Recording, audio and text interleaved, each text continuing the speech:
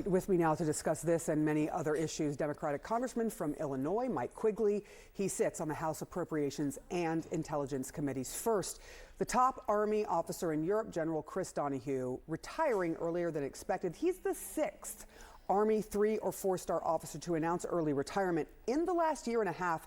What does this tell you about what is happening under the leadership of Defense Secretary Pete Hegseth? Well, look, it's too soon to tell exactly what all this means and what they have in store for the general, but he is indeed very well respected here on the Hill. It's evidence of the additional tumult under this secretary, the tensions with NATO, what the future of our role with NATO is in Europe, how that keeps our allies safe, how it keeps the United States safe. Let me ask you about this issue that happened in the last day. The president refusing to sign a bipartisan bill that a large number of Democrats and Republicans, it was bipartisan, agreed would help create more affordable housing, a huge issue for Americans. But the president didn't sign it because he wants to force the Senate to pass his voter identification bill.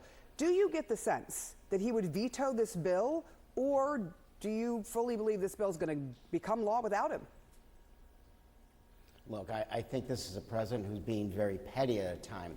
What this bill represented was what the American people want, a rare bipartisan effort to address an American crisis, the housing crisis. When I got out of college, the average age for a first-time home buyer is 28. It's now 40. We're about 4 million homes short. So here Congress got together to solve that problem on a bicameral, bipartisan basis. Because the president's mad that he can't get another pet project done, he cancels abruptly the bill signing. I think there's obviously a threat of a veto, but with the mood now, and what I think is Republicans starting to part ways when the president is being so petty, I do think there'd be a chance for an override. Speaking of mood, sources to CNN said there was an actual shouting match in the Senate over several GOP members who voted to curb the president's war powers, including Republican Bill Cassidy, who just recently lost to a Trump-backed candidate. Here's what he said in response. I felt like I was trying to get answers for the American people, and I'm not going to be bullied, and I'm trying to get answers for the American people. And lo and behold, Cassidy and other GOP senators ended up reversing their vote on the Iran war powers. So the president bullying seems to have worked. Do you see this potentially working with his Save America Act? The president has bullied people. The fact of the matter is what was seen under Trump 1 and Trump 2 is Republicans who stand up to the president typically leave Congress or they're forced out of Congress. I think that sends a message to do the same for others. We are seeing cracks and fissures, I think, with Epstein, with the Iranian war, with the housing crisis, with Republicans willing to step up. It's simply not enough.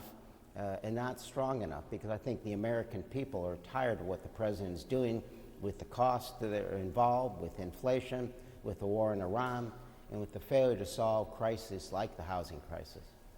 Look, there's also this issue that also is about voters and voting. The Trump administration has been demanding states hand over their voter rolls to the federal government. A federal court just denied the request for that demand in Michigan, but that's not, of course, the only state where the demand exists. So I want your take on this exchange on a proposed rule for the Postal Service regarding whether the Postal Service would actually deliver ballots if a state refused to turn over its voter rolls. Here is a back and forth on the Homeland Security Committee.